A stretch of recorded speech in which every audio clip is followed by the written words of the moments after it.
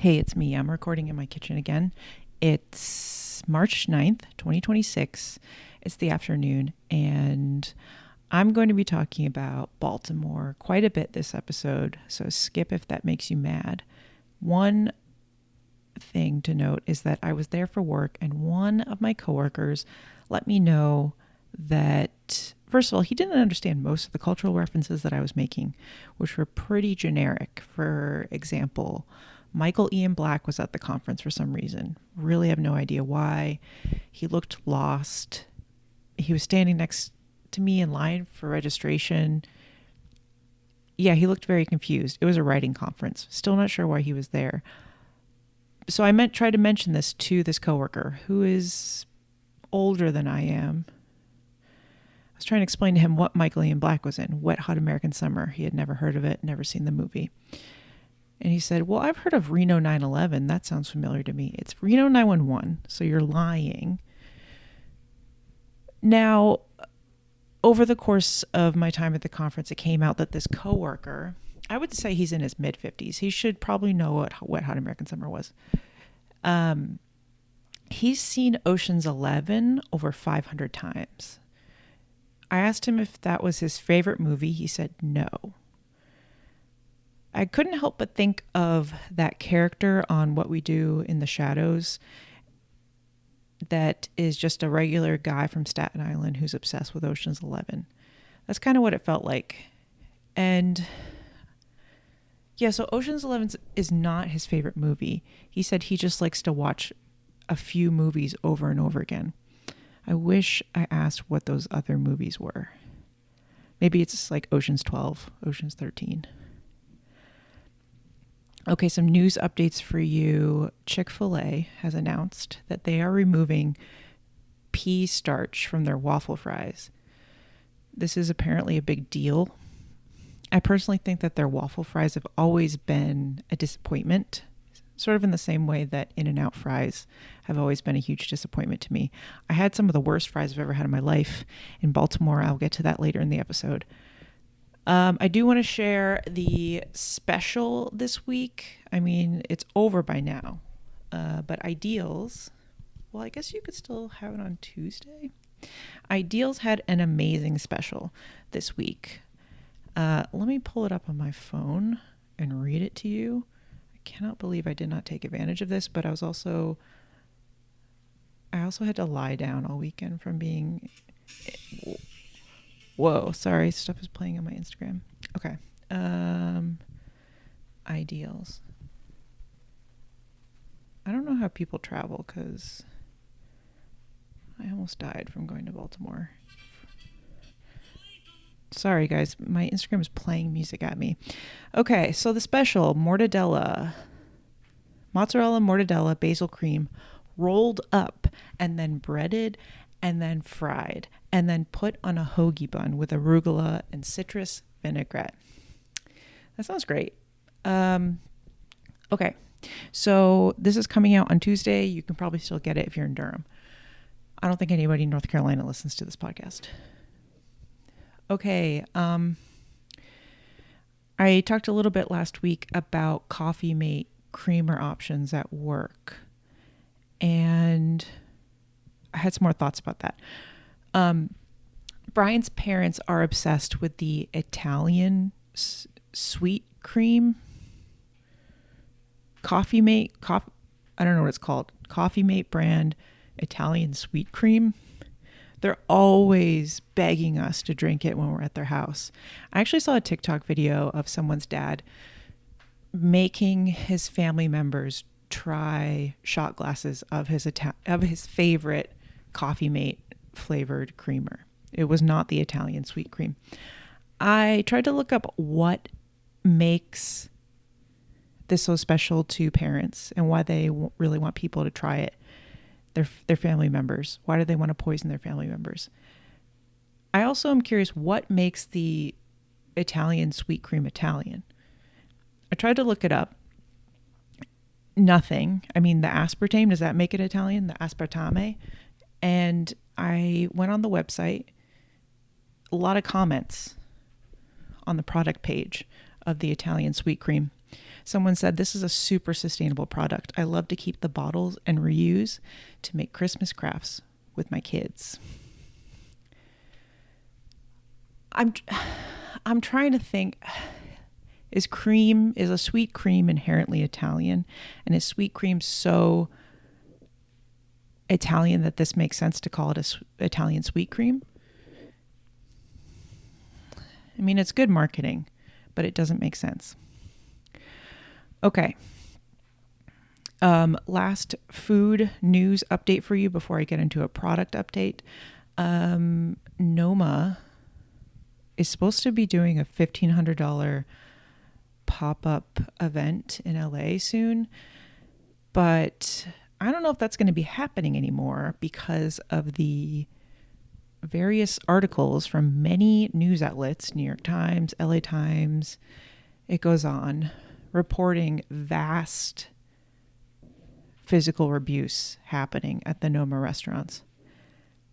I mean, I guess it's not surprising. It was surprising to me that he was allegedly punching people and kicking people, taking people outside and punching them.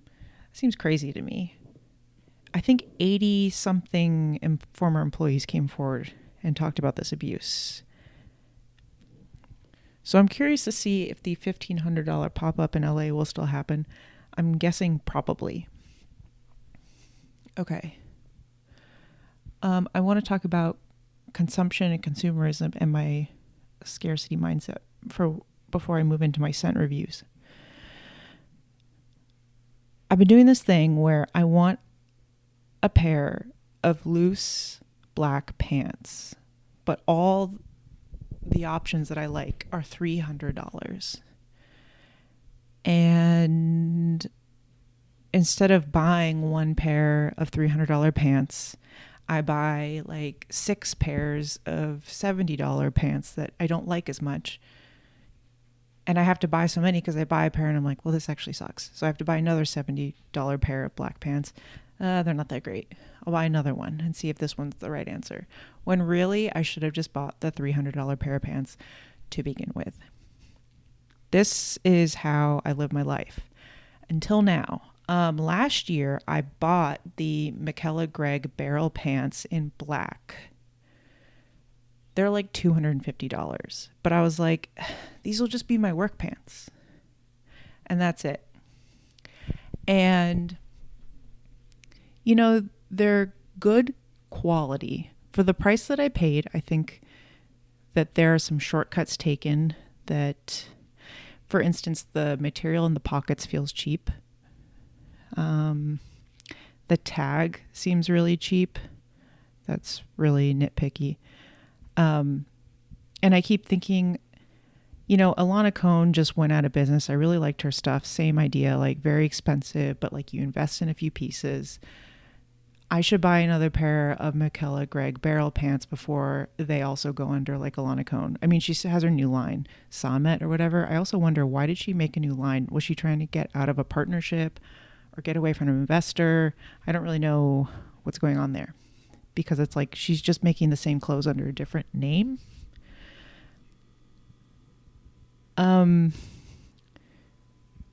Anyway, I thought I would do research and buy a similar pair of pants from Rudy Jude, who I mean, I like some aspects of it. It's one of those like annoyingly aspirational brands. Their marketing is really good. They're based in Maine. I think they have an LA factory. Their customer service reports on Reddit are horrendous. It's slow fashion. You got to take that into consideration. They use a lot of natural dyes, which is great. But it seems like they've tried to expand their brand before laying the foundation of a sustainable business first. So with that in mind, I went ahead and ordered a really expensive pair of pants from them.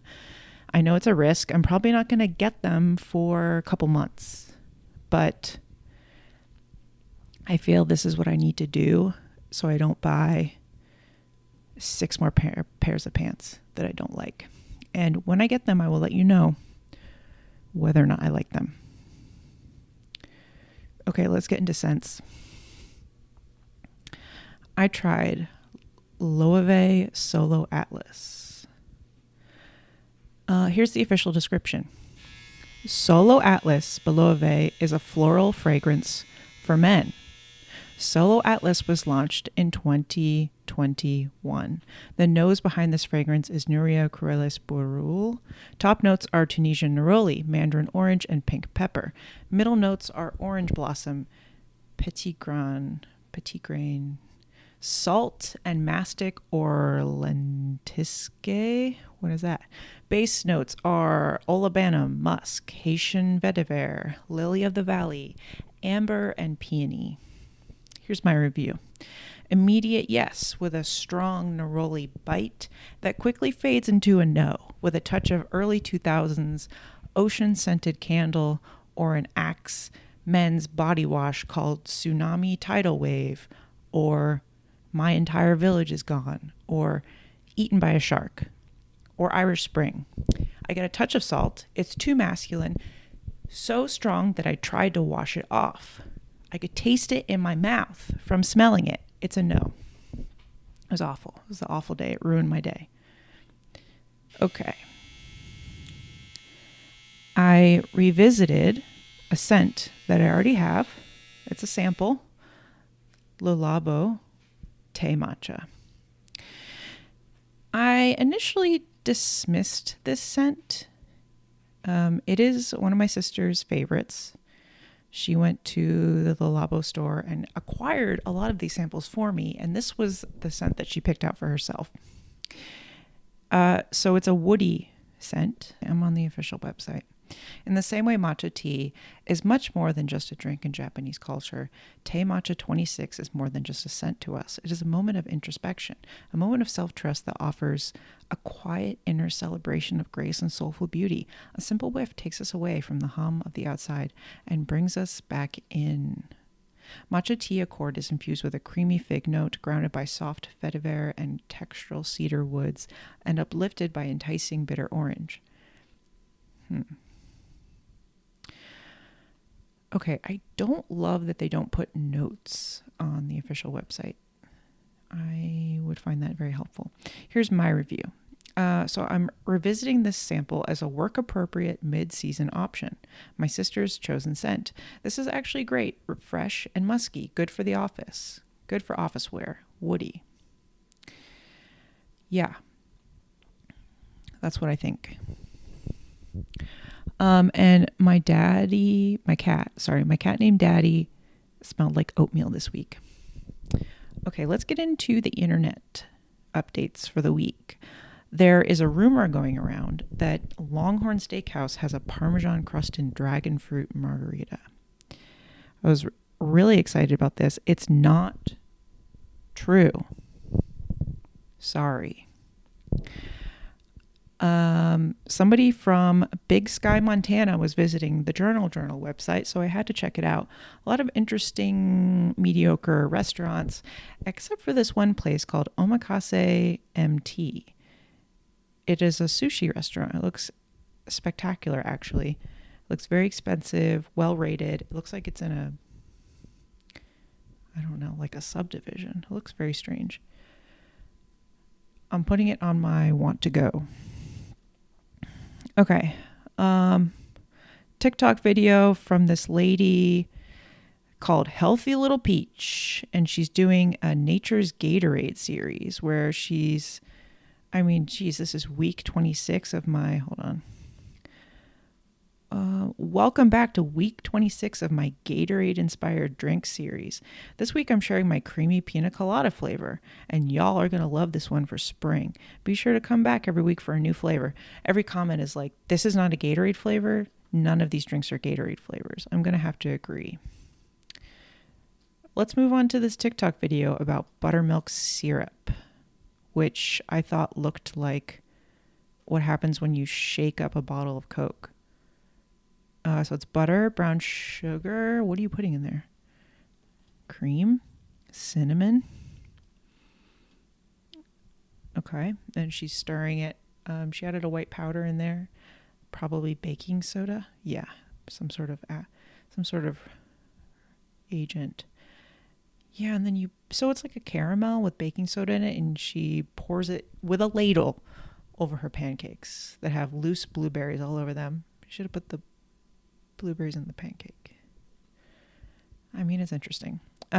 She notes that her pancakes are incredibly healthy because they have cottage cheese in them, but then she ladles over caramel on top of them. So never mind. Let's see. Here's another TikTok video. H. Haley. Oh yeah. So this is a video of a girl who is like house sitting for her sister, and she walks into the kitchen, and the sister has a whole grocery store display, cardboard cutout of Tasty Cake brand honey buns in her kitchen. And everyone's like, ha ha ha, your sister's so crazy. My first thought was, how do you not tell your sister that you have this? If I acquired a grocery store sized food display filled with the product and it was in my house, I would hold a family press conference announcing my latest acquisition. I would tell everybody I knew. So how do you not tell your sister that? So to me, it seemed like a lie. Okay, let's jump on over to a mini celebrity food log segment featuring Elon Musk. I saw this on a TikTok video. For breakfast, he likes to eat steak and eggs and a coffee, of course. Lunch, nothing, or something small, whatever that might be. Dinner varies. He likes a wide range of cuisine. His favorite cuisine is American, and the cheeseburger is the perfect food to him. He proceeded to then tell a story about going to Sugarfish in LA, where his son tried to order a cheeseburger, and he thought that was really funny. Okay, let's hop over to another celebrity that we might not all like, Gordon Ramsay, who, I think we've known this about him, but he's been in the press lately because his family man image has been tainted with stories of former mistresses coming out and talking about how he's been out all night, every night, at parties, at clubs. Now, this was sort of obvious to me whenever, I mean, this is not true across the board, but I find that when a man in the public eye uses his family as a prop to paint an image of being a family man, it's a lie. And actually, we can go back to Elon Musk, and here's a great example. Remember when he was parading around one of his many children and carrying him around on his shoulders last year? Look at me. I have a son, and I am always with him. I mean, he's famous for being terrible to his many children and not spending time with them, not acknowledging them. I mean, it's all a show. I mean, I'm thinking, I wish I could think of more examples, but this is definitely a pattern. I wish I could think of more examples right now, but I can't. Speaking of Gordon Ramsay, his show Kitchen Nightmares is kind of boring, but there is a great aspect to it where he sometimes puts on disguises and then shows up to people's restaurants. He dresses up usually as older people with like a big plastic mask on. He went to a restaurant once dressed up as like a biker or something, and then he had other dressed up people in the restaurant who were also secret testers, which made zero sense because they didn't need to be disguised. They're not famous. Yet they were also wearing weird plastic rubber masks. And one of them was dressed up as a pilot. He looked so strange. And I cry laughing every time I see this photo. Brian has this photo saved in a folder on his desktop of rotating images. And his desktop background on his laptop is set to rotate through that folder. So every time he opens his laptop, it's a different one of those photos. But for some reason, it's always the photo of the man dressed up as a Gordon Ramsay pilot. He sort of looks like the guy in I Think You Should Leave when he dresses up in the weird mask and walks around the mall and is yelling. That's kind of what it looks like. Podcast update, Bald and the Beautiful. I'm listening again. I am listening again. I threatened to stop listening because they don't like Cool Ranch Doritos. Come on, guys. Come on, guys. I almost stopped listening for real, actually, because they put a 30-minute Audible commercial in the middle of one of their episodes like a few months ago. I don't know if anybody caught this. It was very confusing because it seamlessly transitioned in and out of their... They did like a sponsored segment in the middle of their podcast, and it was very confusing. And I'm all about people making money on their podcasts and doing ads, but that felt a step too far, and they actually have not done it again. So maybe they're on the right path forward. Okay, Top Chef. Started watching the new season. Brian's review is, quote, "Is this the most insufferable group ever? ? It's in Charlotte. It's in the Carolinas, but they're in Charlotte, which is a giant housing development. It's a city disguised as a giant housing development. So Kristen is the host. Watching her on Traders made me respect her more. She seems really smart and capable in a way that I haven't seen. I think that the shift from Padma to Kristen as a Top Chef host was a little bit difficult. Padma was always able to be a neutral, respectful host. Kristen, on the other hand, was on the show as a contestant and won. So I felt like she inserts too much of her own experience onto the challenges and the contestants, and sometimes makes it a little bit too much about herself.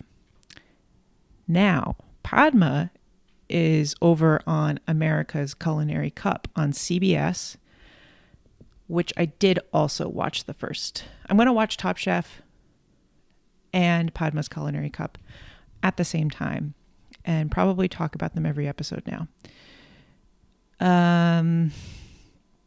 So America's Culinary Cup, it's sponsored by Dawn Power Wash. Can't wait to hear about them all season. Wiley Dufresne is a guest judge. I forget who the other guy is, a seafood guy from San Francisco. Do I want to watch a CBS show? No, but I will give it a try. It's very CBS. It reminds me of The Apprentice, which I think was a CBS show. I might be wrong about that.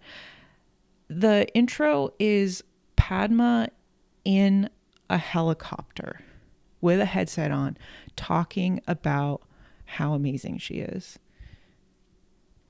And then she flies around in the helicopter the entire intro and finally lands and prances out in a dress. It's gaudy. The set is gaudy.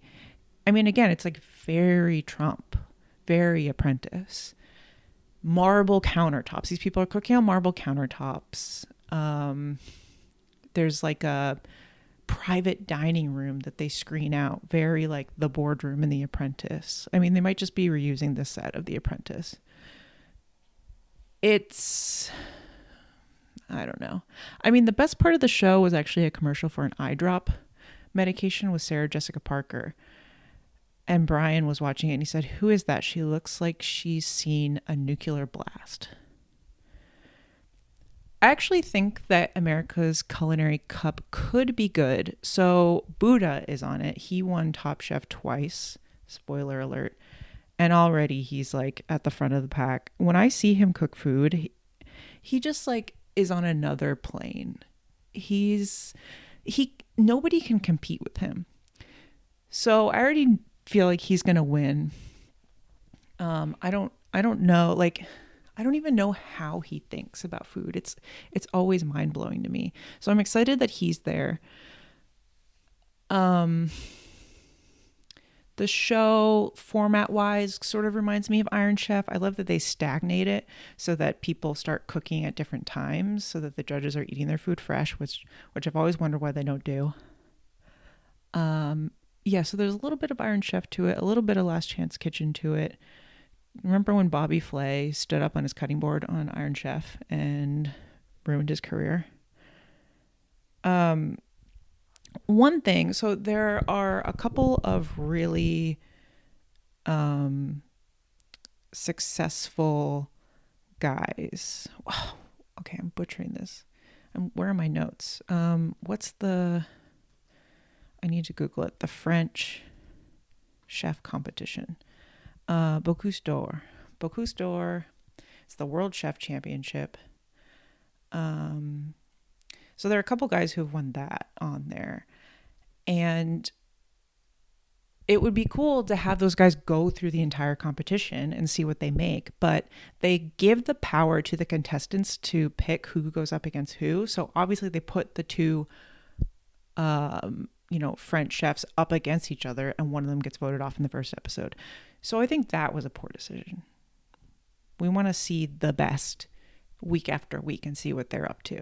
We don't want to because otherwise, if the power is in the contestants, they're going to keep the worst people on for as long as possible. And we're going to see people make garbage, uninspiring dishes. So anyway, back to Top Chef. It's sponsored. So America's Culinary Cup is sponsored by Dawn Power Wash, which is very CBS. Meanwhile, Top Chef is sponsored by Graza olive oil. And yes, they do pronounce it Graza, not Grazza. So I'm wrong about that. It's Graza. So Top Chef, first episode, they're in Charlotte. They make them cook in the middle of a racetrack while race cars do 23 laps around them. I mean, it must smell. It must stink. They all look blasted in the heat. They're basically cooking in a mall parking lot on metal tables that are giving them third-degree burns. And somehow some of the contestants managed to serve undercooked raw fish to the judges, even though they were cooking on a fire, which was just a table. I mean, it was so hot in there, I don't know how your fish was still raw. Just it's sitting out would have cooked it. Okay, this is what I ate last week. Starting March 2nd, 2026, it was a Monday, 8 a.m., counterculture coffee with half and half and a bowl of bran flakes with milk. 11 a.m., Mary's Gone crackers with Cedar's garlic hummus. 1:30 p.m., leftover chicken tagine. 3 p.m., Tony's milk chocolate. 6 p.m., fusilli with kale, bacon, Romano cheese, and lemon made at home.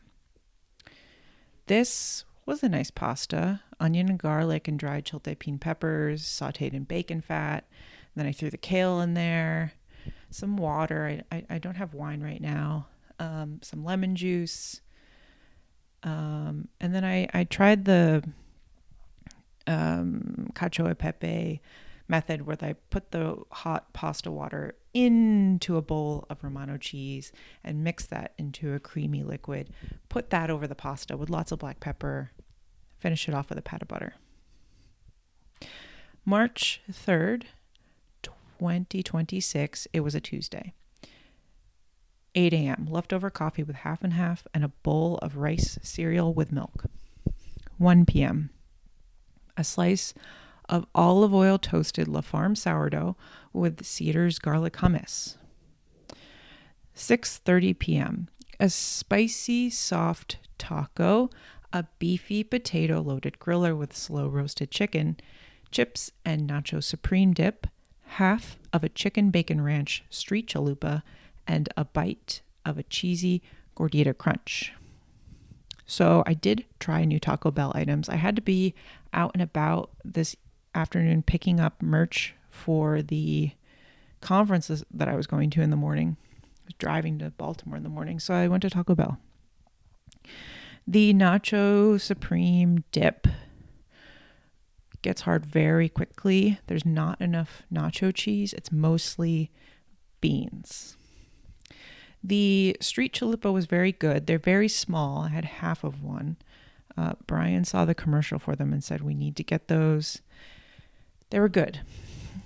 I would get them again. They were good. Brian said he never wants to eat Taco Bell again. It makes him sick. It does not make me sick. Grew up on Taco Bell. I have a tolerance for it. The cheesy gordita crunch tasted like the early 2000s El Paso gordita kit that my mom would make.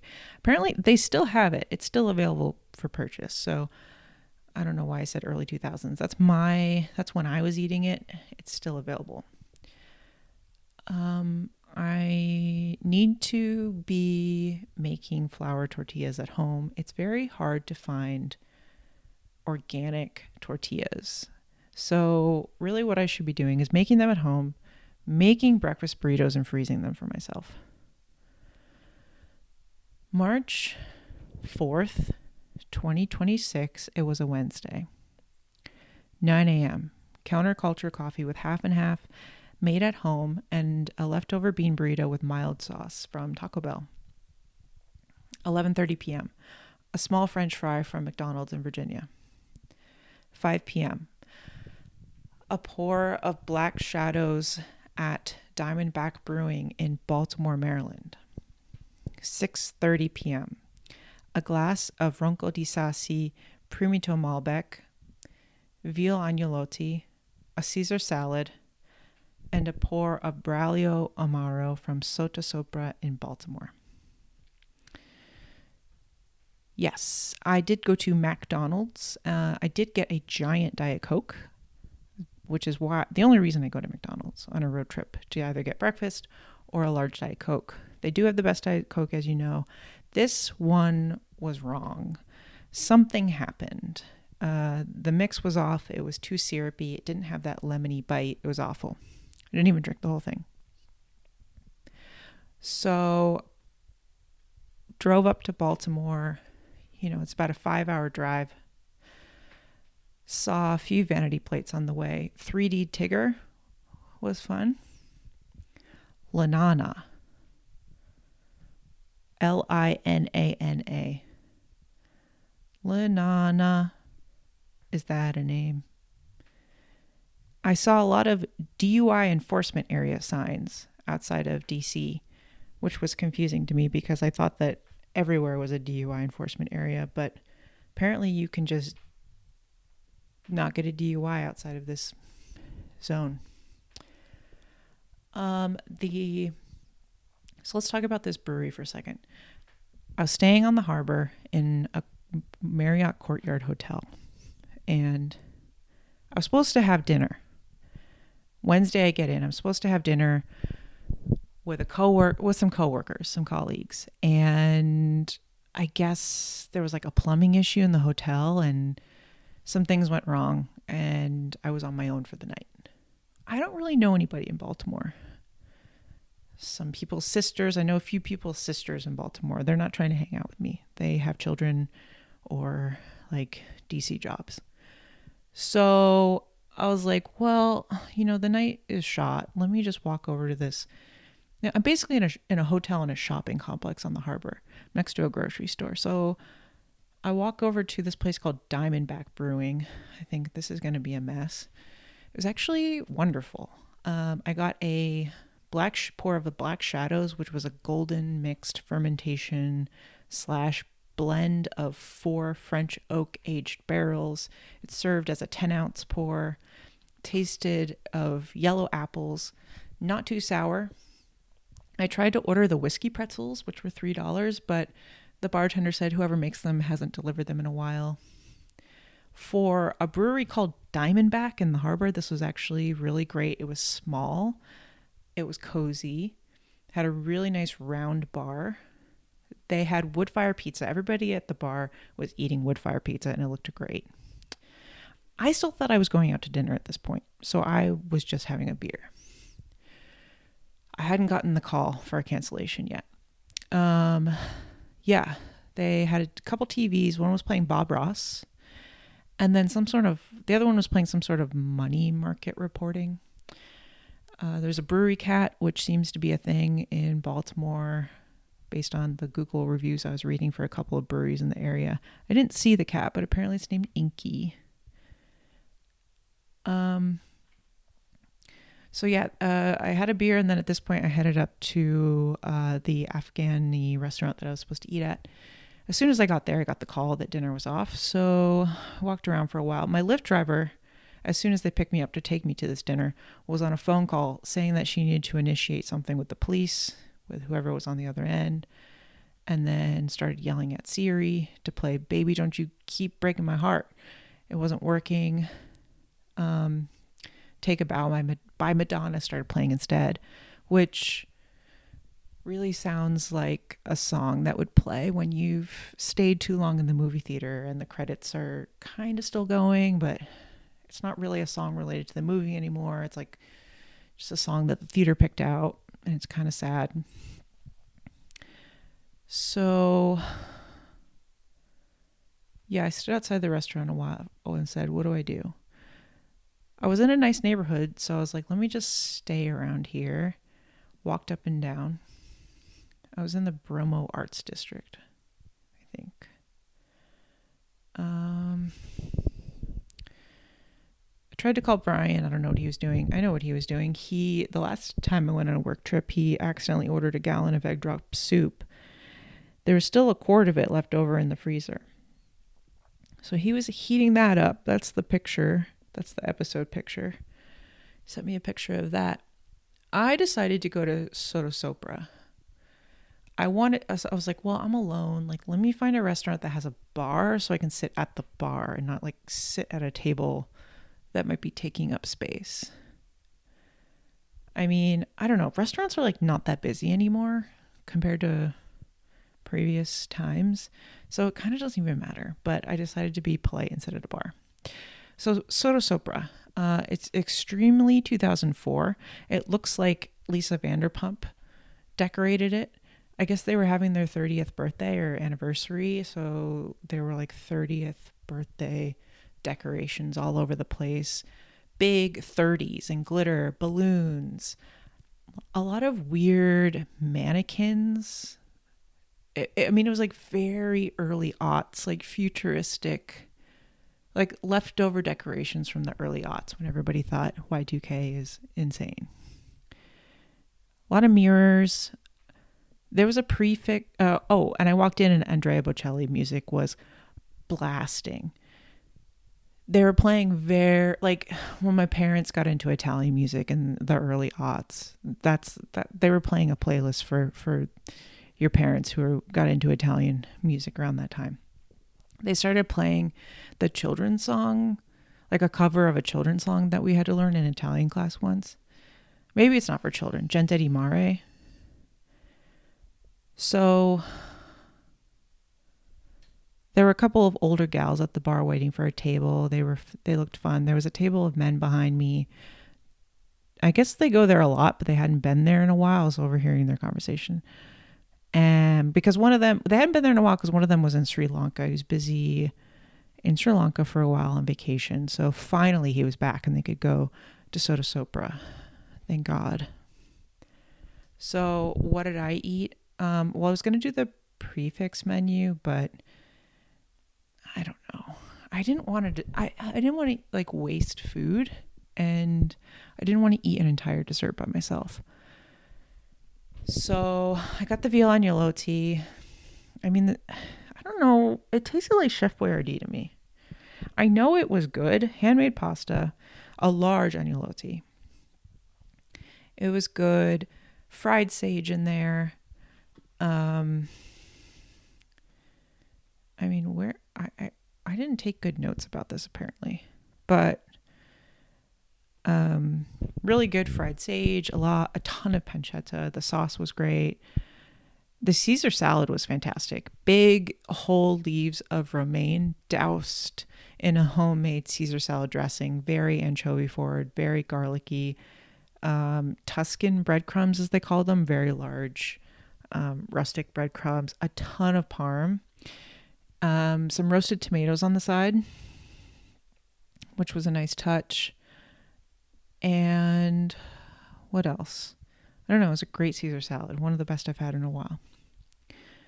The Braulio Amaro was okay. It was pretty syrupy, which I know is common for an Amaro, but I started talking with the bartender slash server because he was from Tuscany. And we started talking about Amari a little bit because everywhere I go, all I want out of an Amaro is I want the Santa Maria al Monte. I think it's a fantastic Amaro. I think it's on the drier side in terms of how Amari are. And it tastes like Coca-Cola to me in a great way. It tastes like a cola nut. It has a cola nut quality to it. The only place I've ever had this is at Rootstock in Chicago, which is where, I mean, Brian and I went there every Tuesday when we lived in Chicago. And the chicken, what do we get? Chicken liver mousse. Man, I mean, if you go to Chicago, check out Rootstock and get a pour of the Santa Maria al Monte. I do miss it.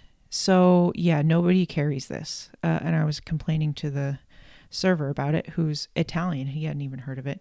He said that his favorite Amaro is Vecchio Amaro del Capo, which I think I've had. I recognize the bottle, but I can't remember whether or not I liked it or not. I need to just order a bottle of Santa Maria al Monte and call it a day. March 5th, 2026. Wait, hold on. Before I end that day. I don't know what it was about being alone in the city, but I had 3 beverages.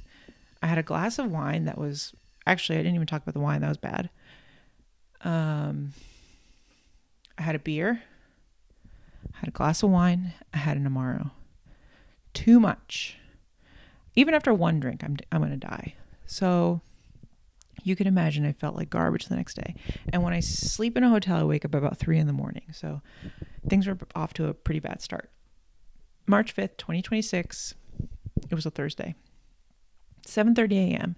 A sausage, egg, and cheese on a garlic bagel with Texas Pete hot sauce and an iced coffee with half and half at THB Bagelry and Deli at Locust Point in Baltimore, Maryland. 8:30 a.m. An iced red eye with half and half from Morning Mugs in Baltimore. 3 p.m. A crab cake, macaroni and cheese, and coleslaw from Fadley's Seafood in Baltimore. 6:30 p.m. A cup of hotel room coffee with non-dairy creamer. 8 p.m.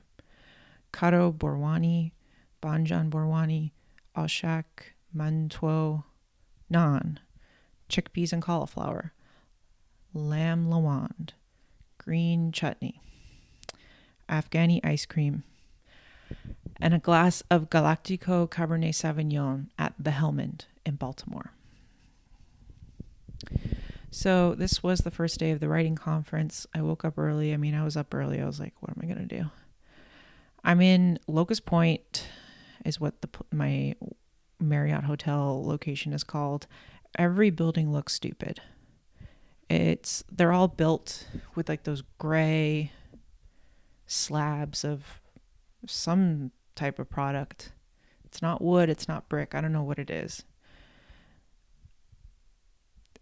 I walked from my hotel to the convention center. It's about a 45-minute walk, and walked past lovely old brick row homes. Very interesting. Took a lot of photos of people's strange stoops. People have a lot of weird, interesting stoop. There's interesting stoop culture there. People have a lot of curved, mismatched stoops.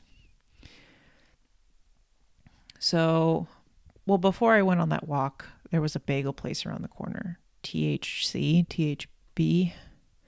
Apparently it's family owned chain. So I got a bagel there. It was fine. I got a coffee. It was awful. I got it on a garlic bagel because I learned pretty early on, don't order an everything bagel at a work event because the seeds will be in your teeth for the rest of your life. They did not have pumpernickel bagel as an option, which, sign of the times. The bagel was very light and airy, not too dense. I did like that they had packets of Texas Pete hot sauce. The music was blasting in there. Did you remember that song, High High Hopes for a Living? That was blasting. It was like 6 a.m. I thought I would never have to listen to the song again. The vast popularity of this song is what I think is what finally made me go insane and realize I had to exit society. Exit a society that I did not understand. Because if this is what the number one song in America is, I can't participate. A techno remix of I Love You Always Forever played next. Really bad remix. This establishment felt like a Noodles and Company, but for bagels. The guy behind the counter was desperately trying to give away an almond milk cookie dough latte that nobody wanted, and he said, "I don't blame you." So yeah, I walked over to Morning Mugs, which was bizarre. Very bizarre. First of all, there was like a wedding party happening, I think. There was a wedding the night before, and then everybody was met up at this coffee shop. So it was slammed. The design concept was very strange. I think that the coffee shop was an entrance to an office building, and you had to walk through it to get to an office building. There was a faux grass wall with a neon "Love You Latte" sign on it in the Etsy shop font. Like every bridesmaid boutique shop on Etsy uses that cursive font. But then, so there was that aspect to the coffee shop, but then like there were other design elements in the coffee shop that didn't make any sense. They had a merch line that was super 70s coded, but then their logo was very like children's book with a big bear. It was very confusing. The coffee was fine. I got a red eye. I mean, it was a lot better than THC bagels. Finally got to the conference. As I said, Michael Ian Black was there for some reason. I walked around just to see what all the other tables were. There were a ton of other like presses and like creative writing programs that had tables. There was a place called Drill Press. They had a table out and no people were there. It was just a white table with loose lifesavers scattered all over it, which I thought was genius because I'm talking about it. I mean, I remembered it. I was like, what? Why would you do that? A lot of people tried the snack tactic. There was a table that had a paper plate of gummy worms on it. Someone put out a box of Dunkin' Donuts. It was at this point that I learned about my coworker watching Ocean's 11 over 500 times. We then went to lunch around 2:30 to Fadley's, which was a seafood place that he knew about. He knows, it was nice to have him because he knew a lot of good food spots in Baltimore. His sister's been in Baltimore for 20 years and is very involved in the community and nonprofits. His parents live in DC. So he said, let's go to Fadley's. It was in a food hall. It was great. It reminded me of Salt Box a little bit. The mac and cheese was like the original Boston chicken macaroni and cheese with tons of black pepper. The coleslaw really reminded me of Salt Box, like really layered and really great. A little sweet. And then the crab cake itself was great. I mean, you have to have crab when you go to Baltimore. So we had a dinner reservation to meet up with a man in his 80s at the Hellman at 7:30. We didn't end dinner till like 10:30, and I can't keep up with this 85-year-old man with cancer. He was wanting to stay at dinner for longer, and he was like, let me drive you all home. This is so much fun. I couldn't believe it. I was falling asleep at dinner. So the Hellman, let me read you the description that I found online. It was founded in December 1985 in Chicago. That location is now closed by, so I'm going to butcher this, I'm sorry, Qayyum Karzai, along with his brother Mahmoud Karzai. The brothers, who are siblings of former Afghan President Hamid Karzai, Later opened the well-known Baltimore location in 1989. The restaurant is named after the longest river in Afghanistan. They also have a Cambridge, Massachusetts location. So this place was fantastic. I think it was so good that I think that the next time I drive to Connecticut with Brian, we're staying in Baltimore overnight and we're going here. We're having dinner at the Helmond, whatever. So let's go through the menu. And just to preface this, I don't know what I'm talking about. So we got the Kato Borwani, which I wrote all the descriptions from the menu here. Pan-fried and baked baby pumpkin, seasoned with sugar and served on yogurt sauce. I hated this.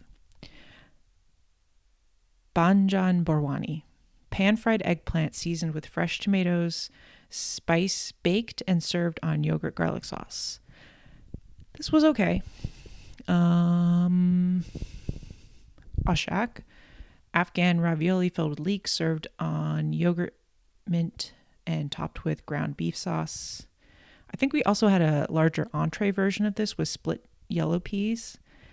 I've had Oshak before at a different Afghani place in Baltimore.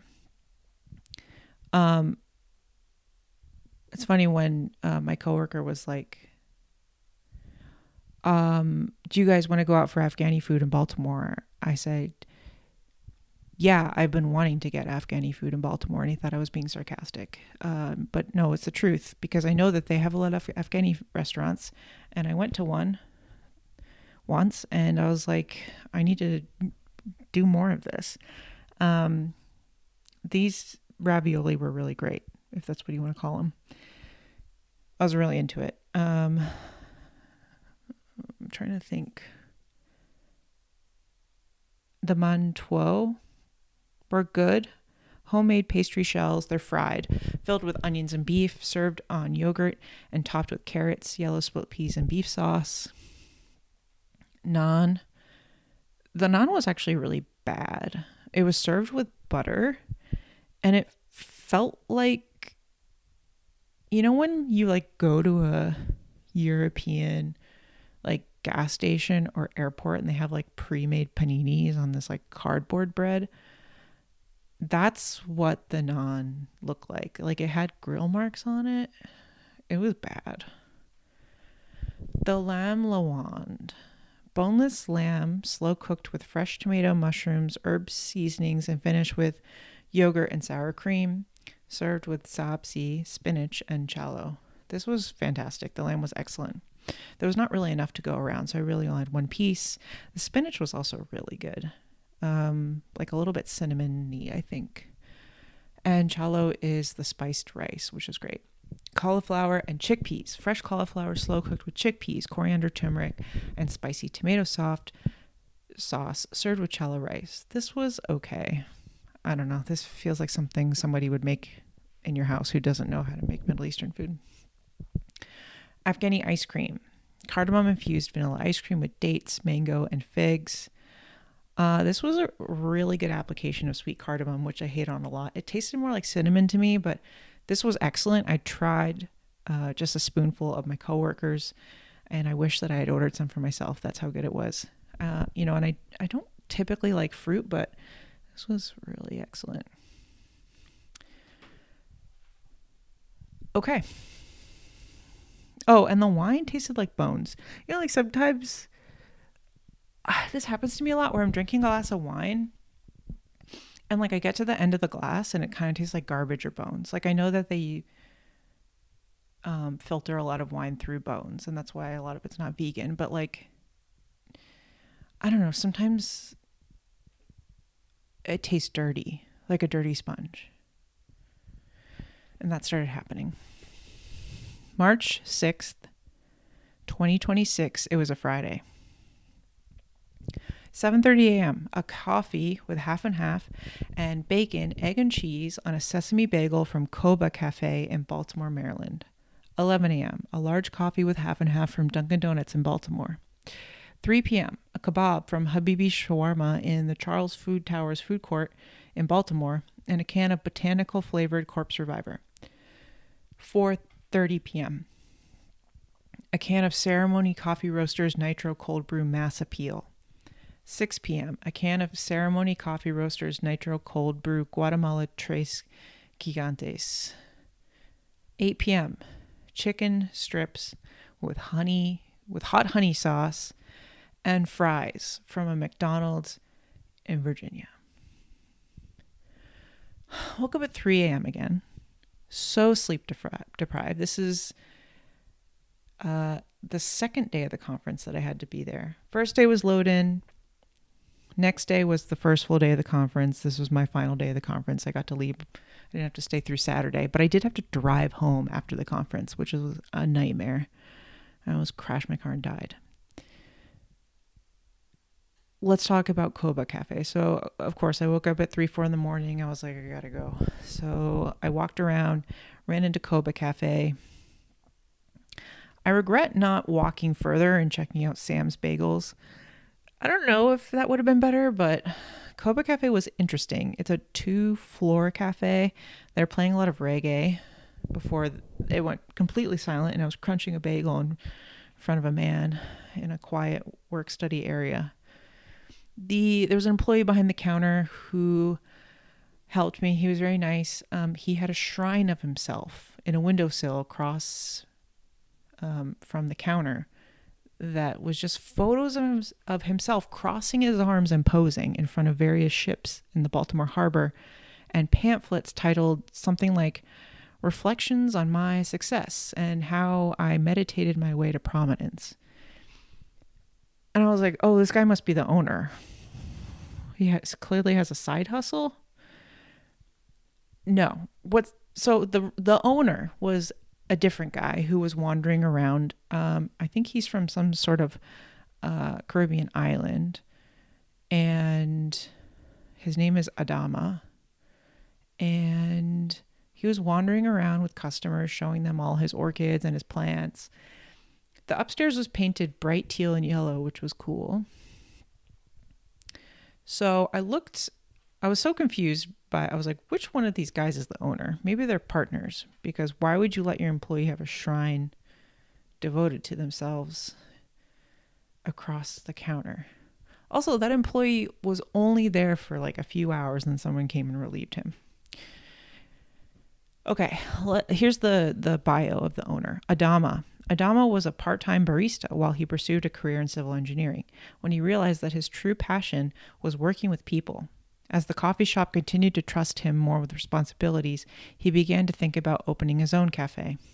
He wanted to create a respectful and welcoming space, centered around human connection, a cafe where people feel recognized and comfortable, as if they're in their own home. Everybody who walked into the cafe had a conversation about being grateful. Sorry, that was end. Here's where my commentary comes in. Everybody who walked into the cafe had a conversation about being grateful. And I heard all of it, even though I was upstairs, because the music stopped playing. So I overheard everybody's conversation. It felt like it doubled as a meditation / reflection center / cult.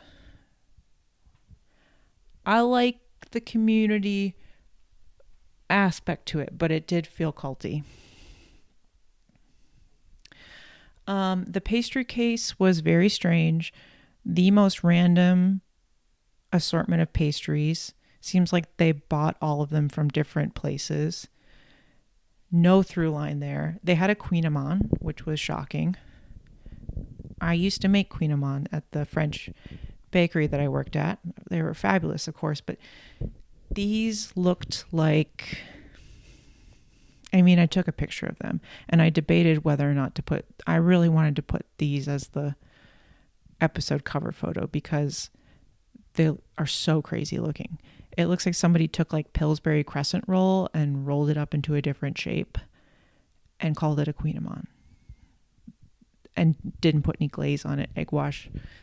That's what's going on there. It was insane.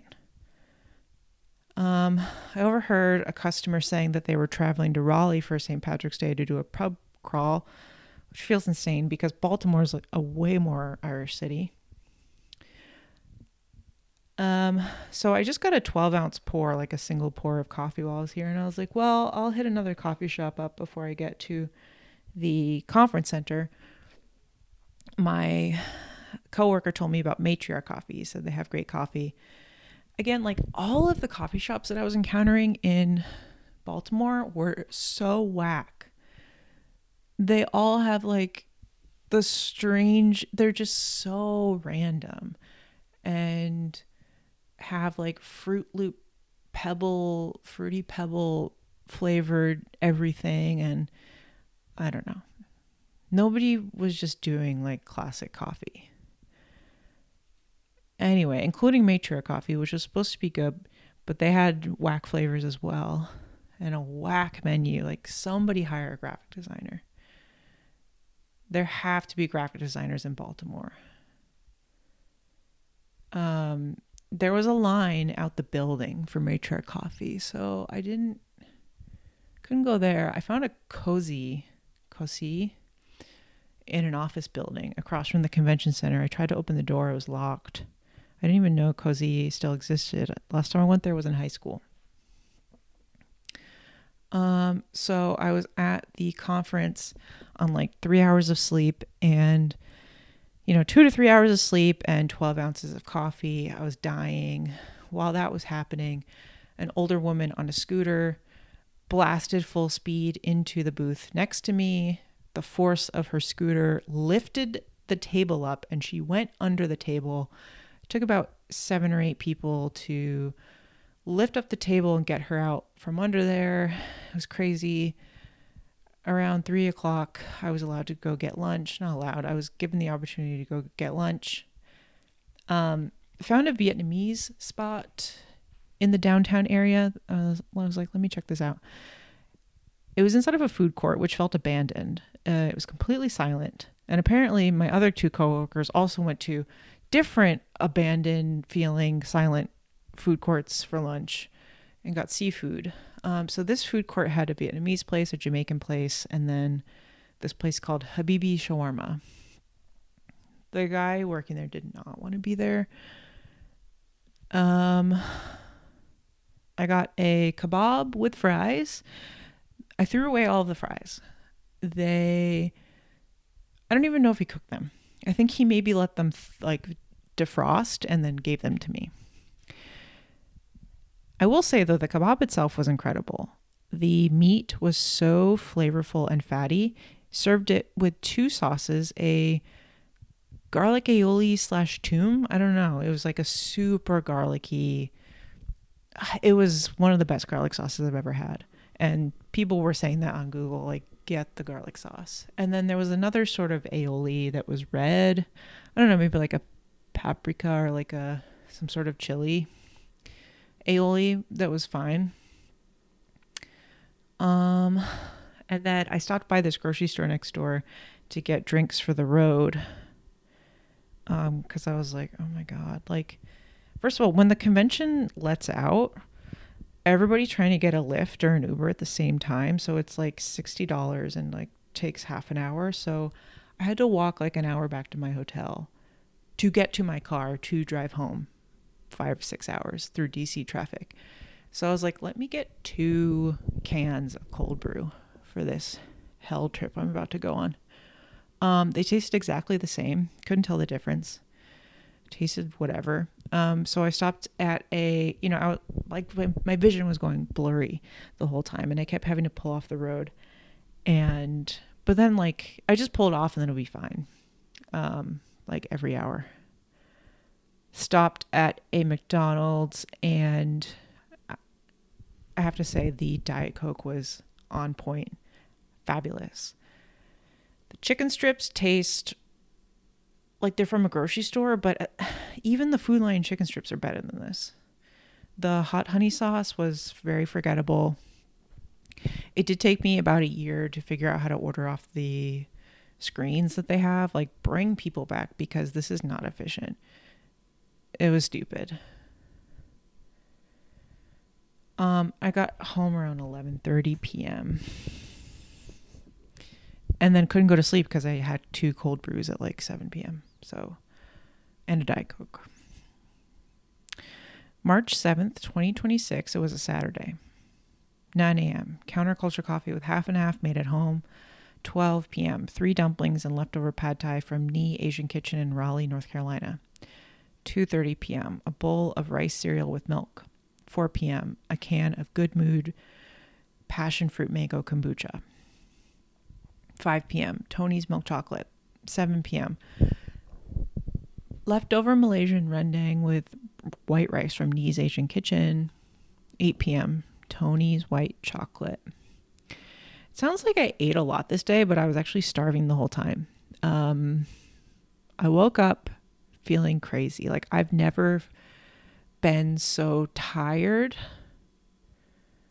Like, I haven't been this tired since I had COVID I had COVID once, and of course I was obviously so tired. I was more tired than that. I was so tired, but I had to get up and water all my roses, and my hose was all twisted up, and my nozzle was broken, and I threw a fit, and I kept throwing things all over the yard, and just like had to get back in bed the rest of the day. I was so mad. And Brian was mad because he wanted to go to the mall. He thought we were going to go to the mall. And I said, I'm not going to the mall. He had ordered Asian food from Nee Asian Kitchen in Raleigh. He's like, I ordered a bunch of Asian food so that you didn't have to cook this weekend because I knew you'd be tired. Except he ate most of it. So I had 3 dumplings and like a spoonful of leftover pad thai. I was starving. Had to eat a bowl of cereal. I got I forgot to continue with the grocery store that I went to. I went to this little grocery store next to the abandoned food court in Baltimore to get the road coffee. And I also picked up a can of the Good Mood kombucha. I guess it's made in Brooklyn. This grocery store was really exciting to me because I only have access to boring grocery stores. Wegmans sometimes, not really in my line of vision. Whole Foods, Food Lion. The product selection is boring. When I lived in Brooklyn, New York, like all the bodegas would have like super interesting imported products. So being able to like go to a casual, cool city grocery store in Baltimore and see what kind of products were there was fun. So this can of Good Mood passion fruit mango kombucha was one of them. It was kind of watery and whatever, but I really needed something called Good Mood because I was in the worst mood. And I also picked up a box of Happy Hippos, which I thought would be fun for my coworkers. Like, hey guys, I got you a box of Happy Hippos. They were so confused by them.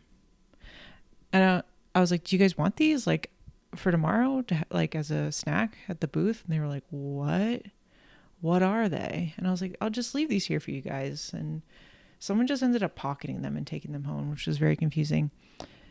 And I thought everybody knew what Happy Hippos are. So especially people I work with who live in major cities and have lived abroad in Europe.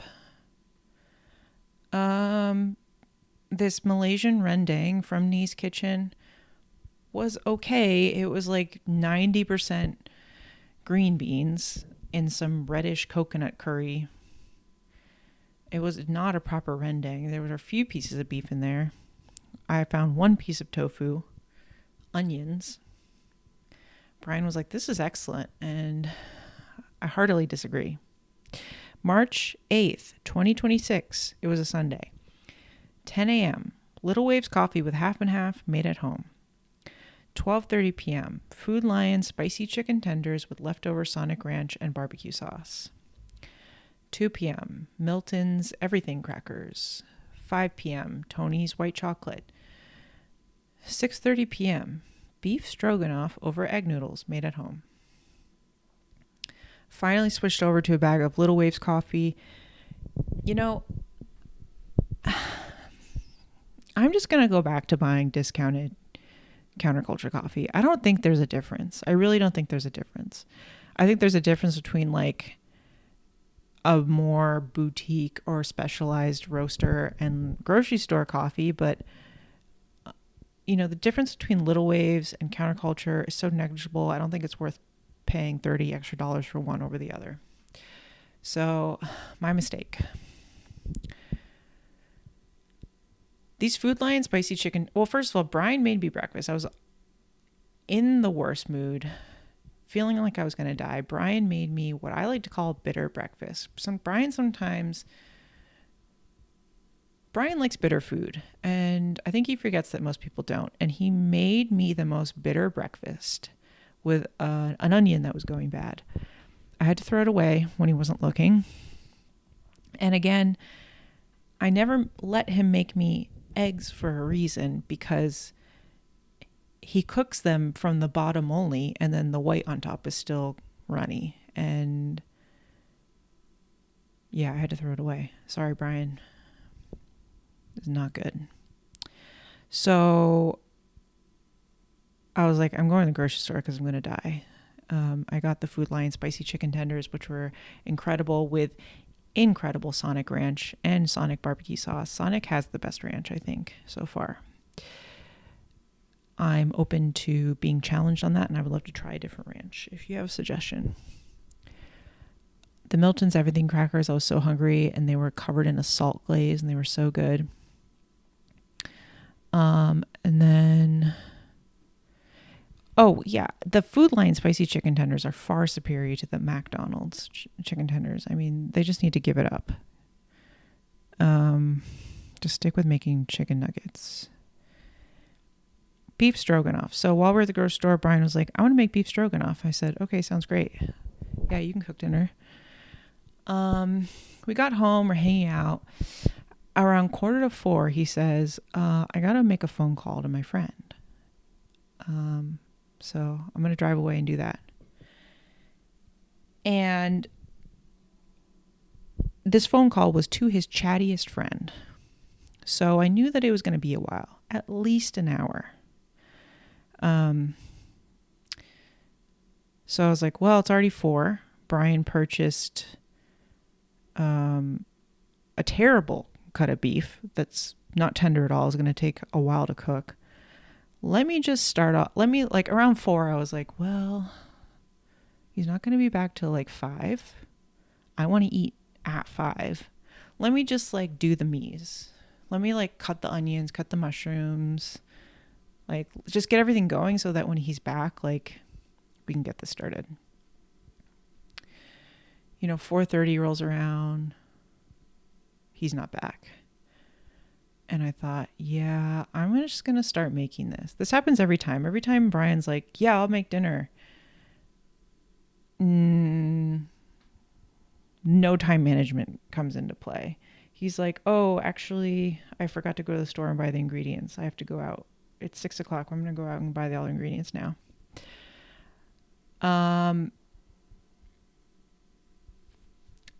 So I started making it myself. And then he got back around 5. I was like, I got to jump in the shower and then I'll start making dinner.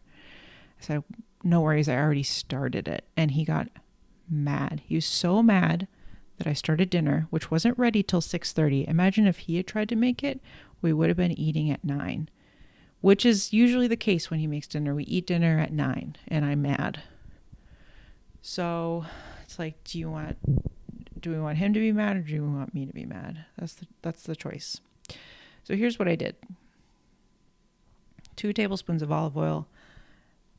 I seared the mushrooms, removed them from the pan, put about 4 tablespoons of butter in, cubed the 2 small chuck steaks that Brian got on sale, and seared those.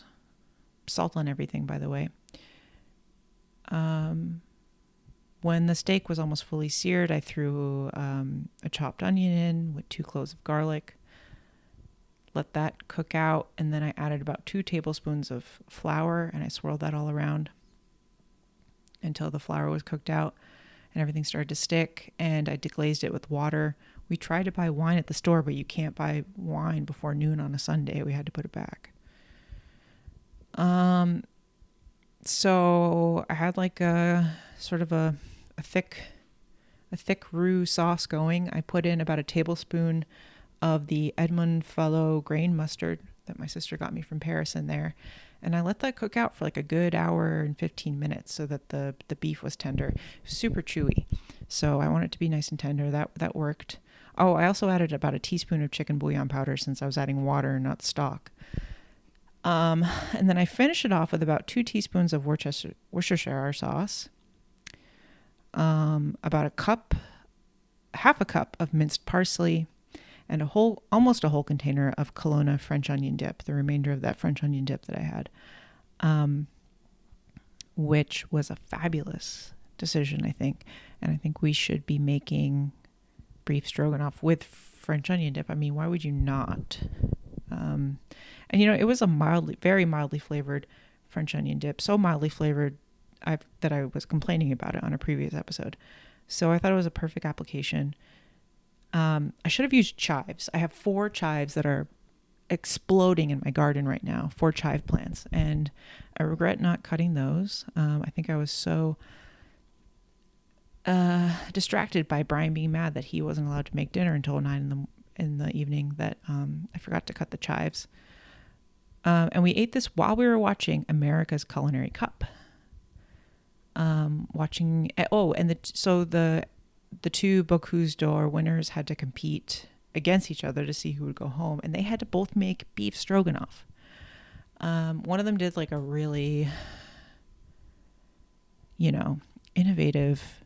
He like took a cut of medium rare steak and rolled it in homemade. Well, first of all, they both made homemade pasta in under an hour. He took a sheet of pasta and used it to roll up a piece of steak, and then he had like the sauce like separated on the side, and he poured it into each other.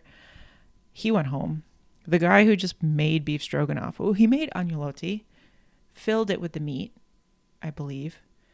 Ton of chives, classic sauce, sour cream based sauce, and then he seared some ribeye and put some sliced ribeye over it, and he won. Spoiler alert. I guess that's it. My computer's gonna die. But yeah, next time you have some leftover French onion dip, I mean, just stop buying sour cream and just buy French onion dip is my tip of the week. Oh, and when they were picking out what dish these guys had to cook, they got chosen. Beef stroganoff was chosen for them, and all the judges were like, "Ooh, beef stroganoff! I haven't had that in years. Ooh, who eats that? Who makes that?" Okay, come on, guys. I'm eating it right now. Okay, bye.